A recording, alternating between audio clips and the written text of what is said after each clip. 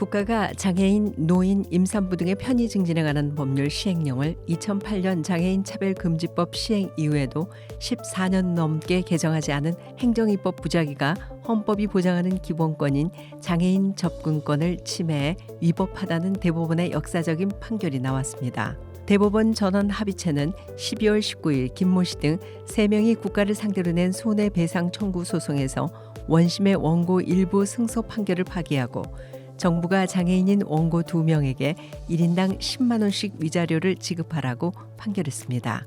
대법원은 대법관 전원의 일치된 의견으로 장애인 등 편의법 시행령을 24년 넘게 개정하지 않은 부작위는 헌법이 보장하는 기본권인 장애인 접근권을 침해 위법하다고 판단했습니다. 특히 장애인의 접근권은 헌법상 인간의 존엄과 가치 및 행복을 추구할 권리를 장애인에게 더 동등하게 보장하고 사회적 약자인 장애인이 인간다운 생활을 하는데 필수적인 전제가 되는 권리로서 비록 헌법에 명시되지는 않았으나 헌법이 보장하는 기본권으로서의 지위가 있음을 확인했습니다. 대법원은 이와 같은 사정을 고려하면 장애인 등 편의법 시행령 개정 의무를 14년 넘게 이행하지 않은 피고 대한민국의 부작위는 객관적 정당성을 상실했고 국가배상법 제2조 제1항에서 정한 고의 또는 과실로 법령에 위반한 행위로 보아 국가는 지체장애가 있는 원고들에게 위자료 10만 원을 지급할 의무가 있다고 판결했습니다. 장애인 등 교통약자 이동 편의 증진을 위해 특별교통수단 및 이동 편의시설 기준이 개선됩니다. 국토교통부는 장애인 콜택시 등 특별교통수단의 휠체어 구정설비 안전기준 및 철도 지하철 역산의 점자 안내판 설치 기준 등 이동 편의시설 개정 사항 등을 포함한 교통약자의 이동편의 증진법 시행규칙 개정안을 연말까지 공포 시행한다고 12월 17일 밝혔습니다.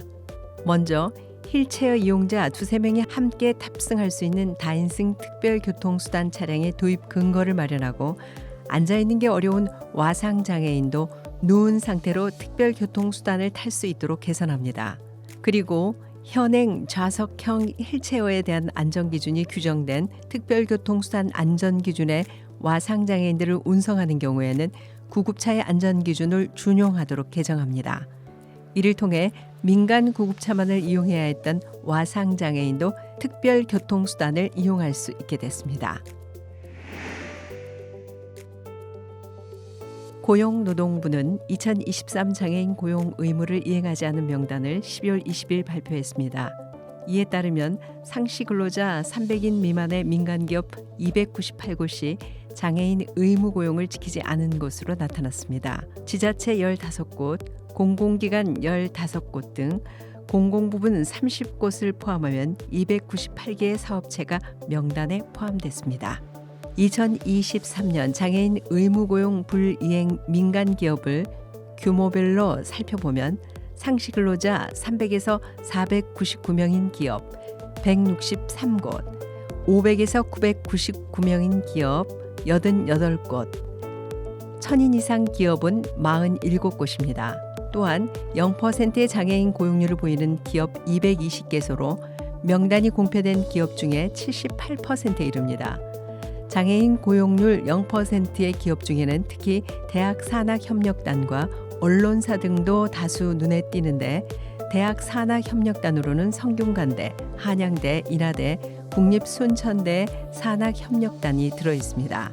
언론사로는 한국경제신문이 단 한 명의 장애인 근로자도 고용하지 않은 것으로 드러났으며 동아일보사, 한겨레 신문사, 연합뉴스, 머니투데이, 주식회사 헤럴드, 서울신문사 등이 0%의 장애인 고용률을 보였습니다.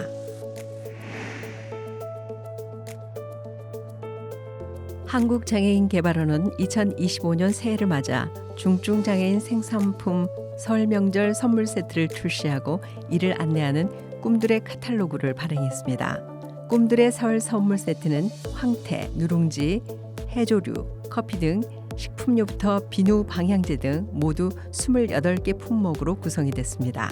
가격대는 최저 4,500원부터 최대 11만 원까지로 지난 명절 선물 세트보다 평균 가격대는 낮추고 품목의 다양성은 늘렸습니다.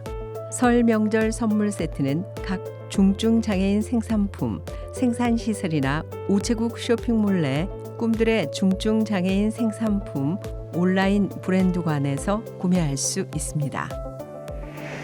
지금까지 장애인 생활신문 편집국에서 전해드렸습니다.